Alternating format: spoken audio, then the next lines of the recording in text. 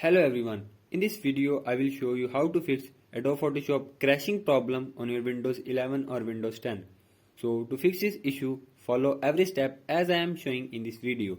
And do not forget to subscribe this channel and also press the bell icon for the latest upcoming videos.